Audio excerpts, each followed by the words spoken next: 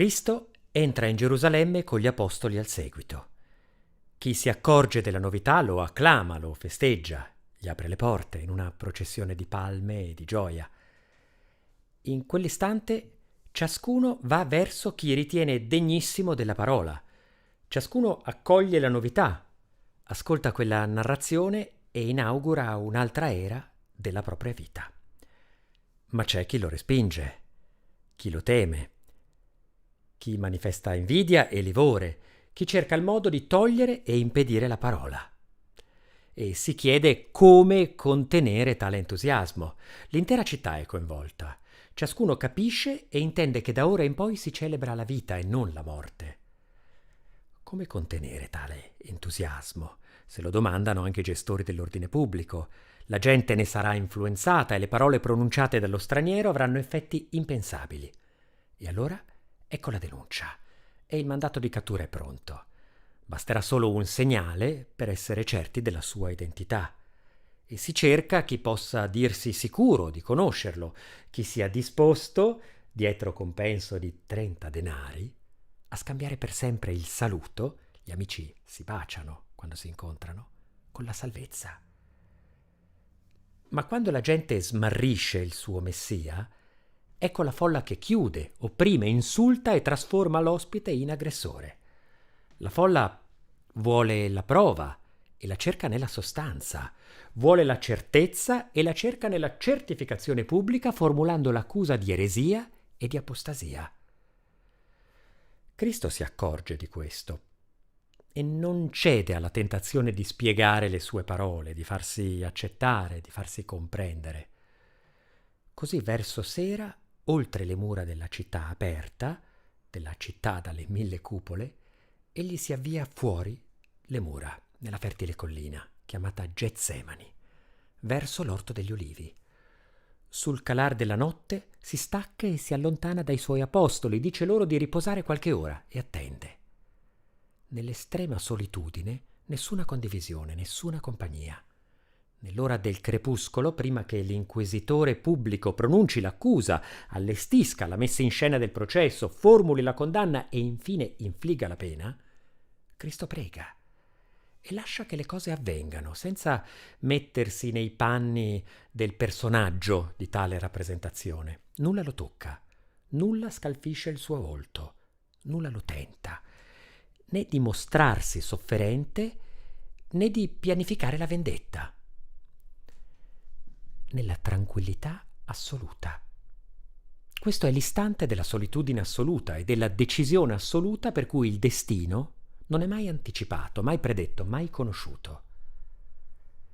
È insolita, è unica quest'opera di Vincenzo Campi. Sullo sfondo la città. La città è Gerusalemme nel racconto dei Vangeli ed è anche Cremona nella narrazione di Vincenzo Campi. La bottega dei fratelli Campi era a Fiorente, in Lombardia. Le loro opere erano richieste da tutti i ducati e i principati d'Italia, da Roma a Milano, da Torino a Piacenza. Ciascuno dei fratelli con il suo specifico. Vincenzo si distingue per le sue scene di mercato, trionfanti di frutta, di verdure, di banchi ricchissimi e di persone prosperose e appassionate. È la città che parla, che vende, che riesce. Giulio Antonio seguono la via dei committenti della Chiesa e producono tele, affreschi e pale d'altare di carattere biblico e religioso, di fattura pregevolissima. Si attengono all'iconografia sacra che proprio in quegli anni stava precisando i suoi stilemi post-conciliari, con ciò nulla togliendo all'arte e all'invenzione degli artisti. La diocesi di Cremona, confinante con Milano, per molti decenni, come Milano, non aveva il proprio vescovo residente. Solo nel 1549 Francesco Sfondrati, un cremonese distintosi per lealtà, onestà verso la sua città e devozione al Papa, quando rimane vedovo viene nominato, come si usava allora, cardinale e vescovo di Cremona. Vi rimane, segnalandosi nelle opere, fino al 1550. Nel 1560 la sede arcivescovile di Cremona sarà affidata a Niccolò Sfondrati, figlio di Francesco, nominato vescovo da Papa Pio IV, zio di Carlo Borromeo. Lo Sfondrati è anche amico di San Carlo, entrambi si sono formati a Roma, e sarà papa con il nome di Gregorio XIV. Agata Sfondrati, sorella di Niccolò, fu badessa delle Suore Angeliche, cui Carlo Borromeo affidò il convento e la chiesa di San Paolo Converso a Milano, egregiamente affrescata quasi per intero da Vincenzo Campi. Sulla cattedra vescovile di Cremona, dopo Niccolò Sfondrati, segue, dal 1591, Cesare Speciano, altro amico e specialissimo collaboratore di Carlo Borromeo. I pittori cremonesi hanno grande accoglienza a Milano. L'arcivescovo commissiona loro opere che si trovano nella sua diocesi e nelle diocesi adiacenti. Talvolta il Borromeo ne commissiona qualcuna per la propria galleria. Poche opere, ma sono quelle che gli permettono, nell'ammirarle, di pregare e di apprezzare la mano di artisti che riescono, sulla tela, a scrivere un'intera parabola della vita di Cristo. Non sappiamo da chi sia stata commissionata questa tela, Cristo nell'Orto degli Ulivi, né se sia stata dipinta a Milano o in un'altra città. Lo stemma, affisso in basso a destra, appartenente alla casata bavarese von Preysing, indica più che una commissione una proprietà successiva alla realizzazione. Notiamo una composizione anomala e un racconto inedito. L'iconografia di quest'episodio, raccontato in modo differente dai Vangeli e dunque dagli artisti, spesso inserisce un angelo che porge e insiste sul calice. Nella tradizione cristiana e nell'arte che la celebra, troviamo l'angelo come figura dell'annunciazione, e l'annuncio non è mai mortifero. In questo contesto, l'angelo porta il calice e rivela il sacrificio, la sofferenza, la morte. Talvolta scende a consolare Cristo, ma già nel deserto Cristo non aveva risposto alla tentazione. Tuttavia, in quest'opera di Vincenzo Campi, l'angelo con il suo calice non c'è.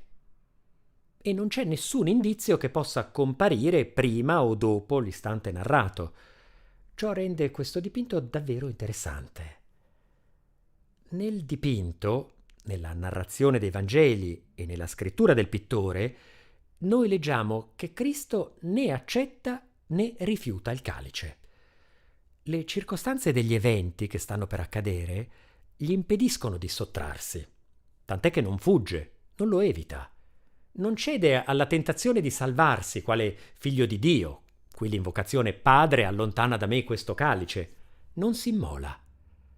Gli attrezzi della tortura, si distinguono un martello e un cuneo di legno, sono riposti a lato, non sono minacciosi e non fanno paura.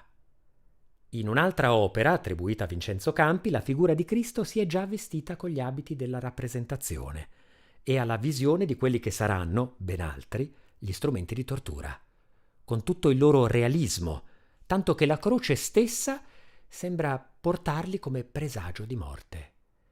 Qui, al posto della croce, c'è un albero, una palma o un ulivo, l'ulivo della pace o la palma dell'apertura e dell'accoglienza, come nel racconto dell'entrata a Gerusalemme. Gli amici dormono. Sono gli apostoli Pietro, Giacomo il Maggiore e Giovanni, appena visibili nell'ombra. La distanza e il distacco non si misurano geometricamente. Quasi protetti dalla enorme e sproporzionata figura di Cristo, in primo piano, riposano. Il destino non è comune, non è unico, non è condivisibile. Si sente un rumore che proviene dalla città. I rappresentanti della legge corrono per fermare il fuorilegge, il colpevole, il criminale, reo di avere pronunziato parole proibite. Quella stessa città, poche ore prima, lo aveva accolto trionfante. Lontani e minuscoli gli sgherri, mentre guerreggianti schizzano da una porta tra le mura della città, alla nostra destra. Non vedono l'ora di catturarlo e si precipitano verso l'Orto degli Ulivi. C'è Giuda fra essi? Qui non si vede, non si distingue.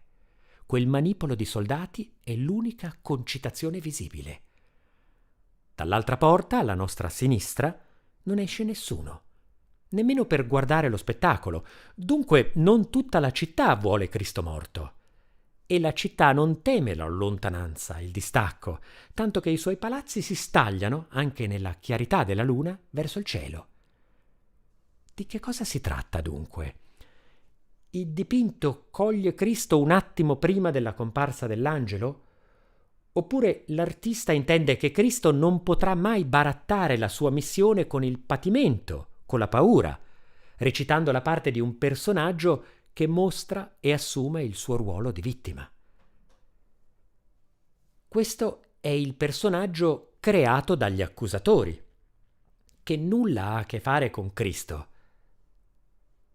Non lo accetta Cristo, il personaggio che tutti vogliono vedere, ma neanche lo rifiuta, poiché rifiutandolo dovrebbe combatterlo, lui stesso difendendosi o sacrificandosi, dunque assumendolo e portandoselo addosso, parlando la loro lingua e rappresentandosi in tragedia o commedia. Altro il destino di Cristo. La sacra rappresentazione della passione lascia Cristo nel suo distacco e nella sua solitudine. Ma neanche Cristo sa del destino della sua vita. Non se lo costruisce dicendo «è questo», non si mostra destinato o destinatore. La rivelazione della morte nega il destino di resurrezione. Il destino non può conformarsi a nessuna immaginazione e a nessuna previsione del proprio destino. Cristo non è predestinato. Se lo fosse sarebbe fatalista. È un modo di negare il destino della parola. Un modo per non accogliere la risurrezione è proprio quello di abbandonarsi al fatalismo, alla rassegnazione. Nessun destino funesto. Il destino è sempre gioioso ed è un destino di qualità e di valore.